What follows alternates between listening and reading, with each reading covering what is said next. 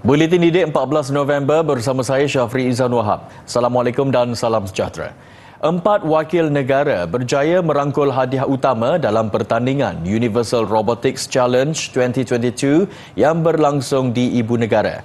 Pertandingan melibatkan penyertaan 11 buah negara itu dianjurkan sejak tahun 2017 dan kali ini Malaysia tampil menjadi tuan rumah. Sekolah Kebangsaan Sungai Udang, Melaka muncul juara dalam acara Idea Contest kategori junior. Diwakili oleh Ahmad Aiman Danish Ahmad Syahir, Muhammad Harif Zaim Hizamuddin dan Adam Haris bin Abdul Halim. Kumpulan ini menampilkan inovasi untuk mengelakkan kemalangan di jalan raya. Inovasi membantu pemandu melalui selekoh berbahaya. Sementara untuk acara Idea Contest kategori senior, Sekolah Bina Insan Yayasan MSU di Puchong, Selangor menggondol tempat pertama. Diwakili Muhammad Alif Nur Hamizam, Muhammad Afif Muhammad Rizwan dan Zul Hafiz Ngisa mempersembahkan inovasi mengatasi masalah microslip.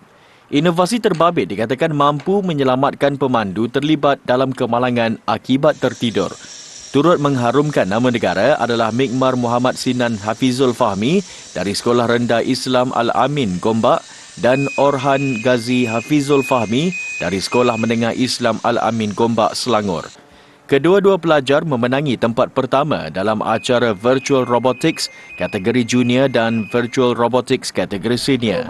Universal Robotics Challenge 2022 disertai peserta dari Australia, Chile, China, Colombia, Perancis, Jepun, Hong Kong, Macau, Filipina dan Korea Selatan.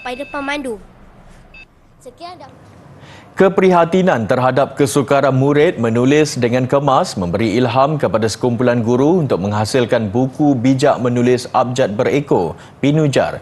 Buku itu dihasilkan oleh guru Bahasa Melayu Muhammad Syahrul Harun dan Siti Farah Marzuki serta Ketua Panitia Bahasa Melayu Farah Wahida Anwar dari Sekolah Kebangsaan Putrajaya Persin 181. Menurut Muhammad Syahrul, buku yang dihasilkan menggantikan buku garis 3 yang digunakan selama ini di semua sekolah di seluruh negara. Kit itu dihasilkan bagi mengatasi masalah menulis mekanis iaitu kekemasan menulis menggunakan tangan selain bertujuan meningkatkan motor memori murid untuk menulis abjad berekor. Jelasnya, penulisan menggunakan kit berkenaan dimulakan dengan murid tahun 3 yang juga kumpulan pertama pelajar terbabit dengan pembelajaran dan pengajaran PDP secara dalam talian. Kit Binujar turut mengandungi VR Binujar yang menggunakan aplikasi CoSpaces Edu menggunakan paparan 360 darjah bagi memberi pengalaman berbeza kepada murid. Selain itu, kit terbabit turut mengandungi pemegang pensel khas dikenali sebagai tripod Binujar bagi membantu murid memegang pensel dengan betul. Kit Binujar memenangi anugerah emas pada Persidangan Pendidikan dan Inovasi Antarabangsa Sultan Abdul Halim 2022 baru-baru ini. Kit itu juga dianugerahkan Naib Johan dalam pertandingan anjuran Jabatan Pendidikan Wilayah Persekutuan Putrajaya. Besar sekali pengorbanan Cikgu Razak. Meskipun telah bersara, jiwa seorang pendidik tidak pernah luntur dalam dirinya sekalipun telah meninggalkan kerjaya mulia itu 10 tahun lalu. Pada usia 70 tahun, dia masih mengajar, namun ilmu diberikan secara percuma. Abdul Razak Kahlim, dahulunya seorang guru bahasa Inggeris. Beliau menamatkan perkhidmatan di bahagian akademik Jabatan Pendidikan Negeri JPN Perlis. Namun sejak lebih setahun lalu, Cikgu Razak menganjurkan kelas pengajian Al-Quran dan Iqra' secara percuma kepada pelajar termasuk seorang mu'alaf. Kelas pengajian itu berlangsung pada setiap petang selepas solat asar di Masjid Sirajuddin, Padang Pauh di Kangar, Perlis. Jadi bila biasa jadi guru tu, bila dah besar pencen, rasa tak ada apa nak buat. Jadi saya pun ambil lah usaha untuk mengajar budak-budak ni Al-Quran dan juga Iqra', dibantu oleh Tok Wan yang mengajar hafazan, dan saya buat ni dengan rela hati untuk dapat keredaan Allah, itu saja. Jadi saya harap apa yang saya buat ni mendapat restu daripada Allah, dan anak-anak didik kami yang ada dalam 5-16 orang ni akan membesar jadi anak-anak yang soleh, yang beribadat, yang dekat dengan Allah dan yang menjadi pemimpin masyarakat lepas ni. Bagi menggalakkan mereka untuk belajar Al-Quran, Cikgu Razak tanpa gagal setiap hari menggunakan keretanya untuk mengambil dan menghantar mereka pulang ke kediaman masing-masing yang jaraknya sekitar 3 km dari masjid. Pengorbanannya itu berbaloi kerana dapat meramaikan saf terutama pada solat asar dan secara tidak langsung dapat mengimarahkan masjid. Kelas mengaji Al-Quran ini disediakan secara percuma kepada kanak-kanak sehingga dewasa. Pihak masjid mengucapkan terima kasih kepada kanak-kanak yang datang untuk mengaji di Masjid Sirajuddin ini untuk menyemarakkan masjid. Pada permulaannya, hanya 3 pelajar sahaja yang menyertai kelas itu. Namun, pembelajaran yang diselitkan dengan kisah-kisah Nabi dalam Al-Quran ternyata menarik lebih ramai pelajar menyertai kelas berkenaan. Sehingga kini, lebih 10 orang yang berusia 5 hingga 14 tahun menyertainya. Pihak masjid turut memberikan sokongan dan galakan dengan membantu menyediakan guru hafazan Al-Quran. Saya berasa sangat seronok berada di sini dan banyak surah yang saya telah hafal dalam 10 surah macam tu. Surah apa? Surah 3 Kul, surah Al-Fil, surah Al-Baqarah boleh sikit-sikit, Al-Mulk. Saya seronok mengaji kerana saya mendapat menjumpa kawan-kawan dan saya mendapat ilmu lebih banyak dan saya terima kasih kepada Tok Wan dan Cikgu Razak. Sungguh pun usaha itu menuntut pengorbanan besar, namun tidak sekali pun Cikgu Razak meminta balasan. Ia sepatutnya menjadi ikutan kepada semua pihak bahawa persaraan bukan noktah untuk terus berbakti kepada masyarakat. Perkhidmatan transit aliran ringan LRT laluan Kelana Jaya kembali beroperasi mulai jam 6 pagi tadi. Mengikut laporan yang kami terima, operasi lancar setakat ini. Tinjauan wartawan pelatih Intan Zulshazwani Zulkifli mendapati keadaan terkawal. Tiada kesesakan teruk terlihat di sepanjang laluan Kelana Jaya ke KLCC. Ini berkemungkinan kerana sebahagian pengguna belum mendapat maklumat mengenai pembukaan semula LRT.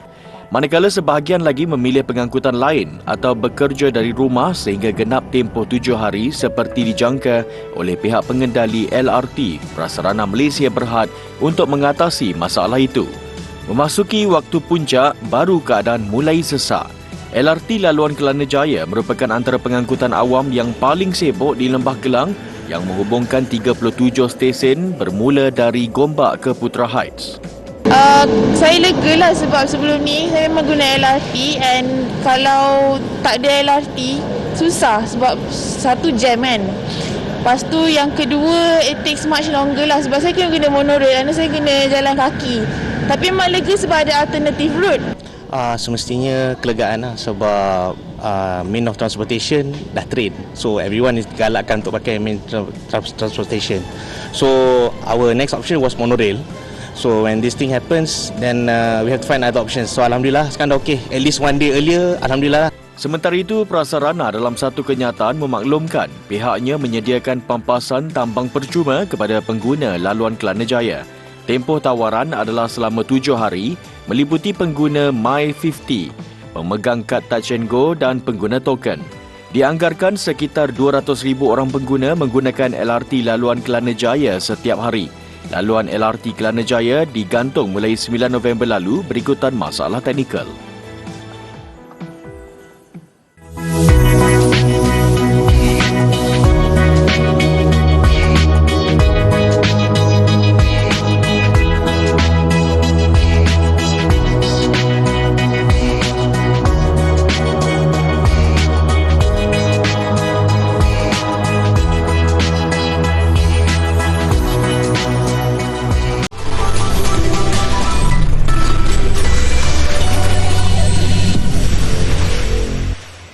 Individu positif COVID-19 yang akan mengundi pada pilihan raya umum ke-15 PRU15 wajib memakai pelitup muka, manakala pemakaian pelitup muka bagi pengundi lain adalah amat digalakkan. Ketua Pengarah Kesihatan Tan Sri Dr. Nur Hisham Abdullah berkata, pengundi positif COVID-19 juga tidak dibenarkan menaiki kenderaan awam termasuk e-hailing.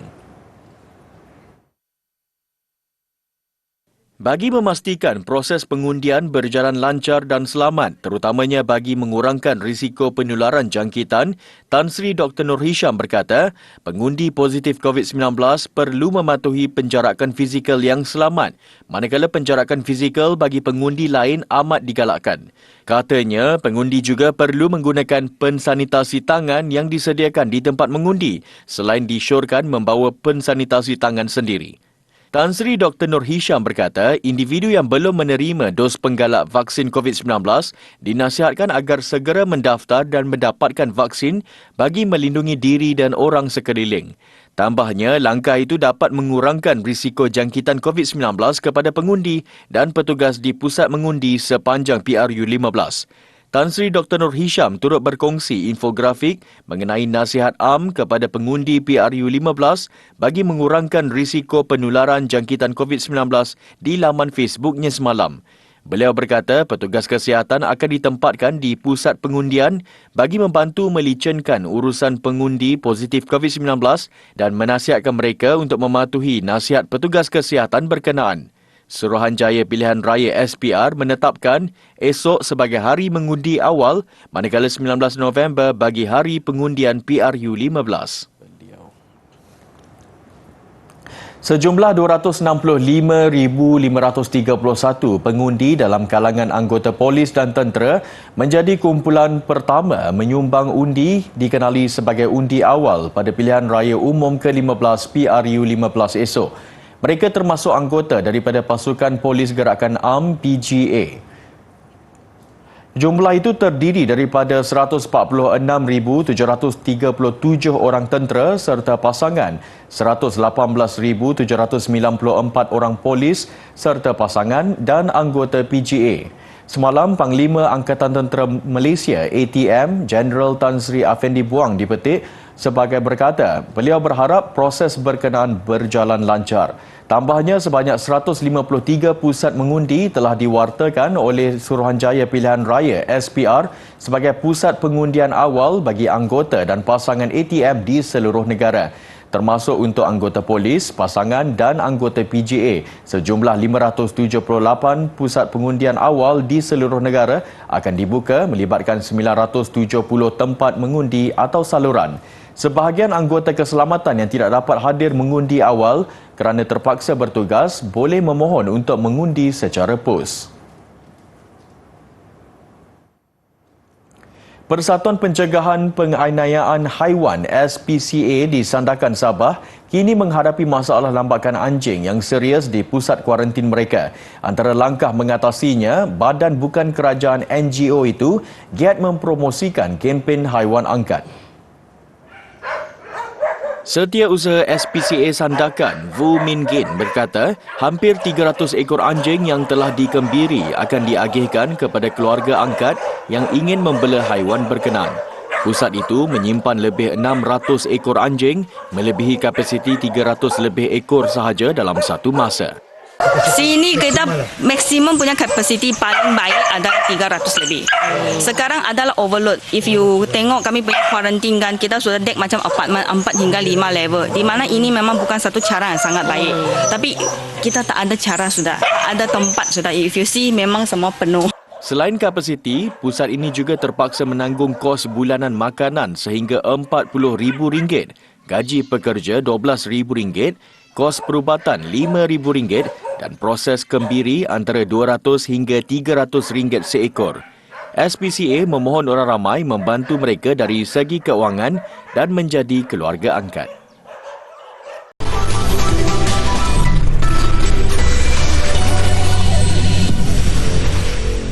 Bersua kembali. Meskipun gagal ke pusingan akhir Piala Dunia 2022, Itali masih boleh berbangga. Sebuah kilang kecil di negara itu masih diberi kepercayaan oleh Persekutuan Persatuan Bola Sepak Antarabangsa FIFA untuk terus menggilap trofi Piala Dunia.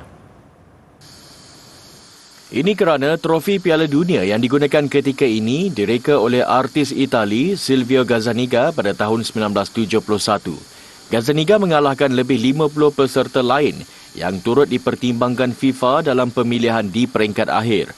Trofi itu digunakan bagi menggantikan trofi Jules Rimet yang diserahkan kepada Brazil selepas negara itu menjuarai Piala Dunia buat kali ketiga pada tahun 1970. 4 tahun kemudian, pada tahun 1974, trofi baharu itu mula digunakan selepas Jerman Barat mengalahkan Belanda 2-1 pada perlawanan akhir. Menurut anak Gazzaniga, Giorgio, trofi itu mampu memaksimalkan kesan apabila dikendalikan oleh setiap pasukan pemenang. Gazzaniga yang meninggal dunia pada tahun 2016 asalnya bekerja untuk ahli perniagaan Giorgio Bertoni di bawah firma GDE Bertoni yang kemudiannya turut diberikan kontrak bagi menggilap trofi asal itu selepas ia diserahkan kepada juara Piala Dunia. Di samping itu, syarikat itu turut mengeluarkan replika Piala Dunia yang akan diberikan kepada negara pemenang untuk simpanan mereka. Manakala trofi asal akan diserahkan kembali kepada FIFA untuk diletakkan di ibu pejabat badan itu di Switzerland. Trofi asal itu berukuran 36.8 cm atau 15.19 inci tinggi. Beratnya pula lebih 6 kg atau 13 paun yang diperbuat daripada emas asli 18 karat. Mempunyai pekerja seramai 14 orang, firma GDE Bertoni turut menghasilkan trofi ikonik untuk kejohanan lain seperti Liga Juara-Juara Eropah, Liga Eropah, Kejuaraan Wanita Eropah UEFA dan Piala Negara-Negara Afrika. Seperti kebanyakan kita, ramai penduduk di Arab Saudi tidak akan ke Qatar untuk menyaksikan pusingan akhir Piala Dunia 2022. Ini sekaligus membuka peluang kepada pemilik restoran menambah pendapatan dengan menyediakan skrin besar bagi pelanggan mereka menyaksikan secara langsung setiap perlawanan itu. Bagi peminat bola sepak di Arab Saudi, restoran dengan skrin besar adalah pilihan alternatif kepada mereka kerana tidak dapat ke Qatar. Menurut mereka, langkah itu lebih menjimatkan. Tambahan pula, mereka sudah terbiasa dengan menu tempatan dan kemudahan lain yang disediakan. Beberapa orang daripada mereka pula mengakui tidak selesa berada dalam suasana stadium yang penuh sesak, khususnya sebelum dan selepas perlawanan. Mereka juga yakin menyaksikan Piala Dunia 2022 di restoran dapat menjimatkan mereka antara RM1,000 hingga RM2,000 cuma untuk satu perlawanan. Ini terutamanya apabila membabitkan kos perjalanan dan harga tiket untuk masuk ke stadium. Bagi pemilik restoran, Piala Dunia 2022 merupakan peluang terbaik mereka untuk meningkatkan jualan. Ini kerana mereka yakin jumlah pengunjung akan meningkat di sepanjang tamasya itu. Piala Dunia 2022 dijadualkan membuka tirai pada Ahad ini.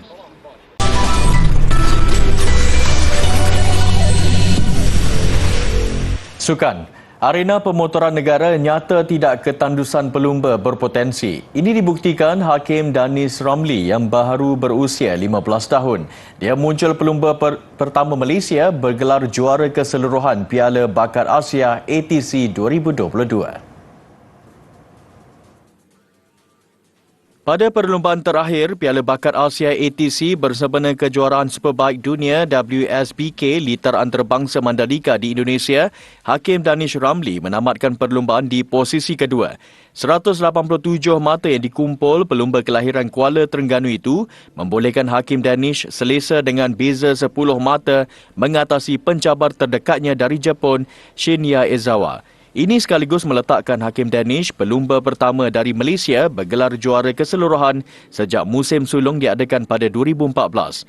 Daripada 6 pusingan bermula Mac tahun ini, Hakim Danish memperaga potensi besar dimilikinya hasil bimbingan pasukan ZK Racing menerusi 4 kemenangan dari 7 podium yang dinaikinya sepanjang 12 perlumbaan. Kejohanan badminton siri antarabangsa Malaysia yang berakhir semalam menyaksikan penguasaan China yang memenangi 4 daripada 5 kategori yang dipertandingkan. Berlangsung di arena badminton Perak di Ipoh, harapan Malaysia untuk menyekat penguasaan China juga tidak kesampaian. Pada saingan akhir bergu lelaki, gandingan Beh Chun Meng dan Goh Bun Zi tumpas kepada pasangan Chen Boyang, Liu Yi. Mereka gagal menampilkan tentangan yang diharapkan apabila tewas muda 11-21, 13-21. Perlawanan akhir bergu campuran menyaksikan pertemuan sesama sendiri pemain China. Bagaimanapun saingan tetap sengit, Cheng Xing, Chen Fanghui muncul juara apabila mengalahkan Jiang Zhenbang, Wei Yaxin 26-24, 21-18. Aksi final bergu wanita turut menampilkan dua pasangan China, Liu Shenshu, Tan Ning yang menentang Li Yijing, Luo Zhumin. Berhempas pulas pada set pertama sebelum menang 24-22. Shenshu Tan Ning mengesahkan kejuaraan menamatkan set kedua 21-16. China juga tidak tercabar dalam acara perseorangan wanita. Pemain Gao Fangji tidak menghadapi masalah mengalahkan lawan dari Taiwan, Chiu Pin Chian 21-10, 21-16. Bagaimanapun hasrat China untuk menyapu bersih semua kategori berjaya dihalang Indonesia apabila perseorangan lelaki Shabda Perkasa mengalahkan Lei Lanzi. Shabda juara dengan keputusan 21-17, 21-18. Syarikat Perkapalan MSC menyediakan 3 kapal mewah kepada peminat bola sepak Piala Dunia 2022. Pelbagai kemudahan disediakan. Saya Syafri Izan Wahab. Assalamualaikum dan salam hormat. Jumpa lagi.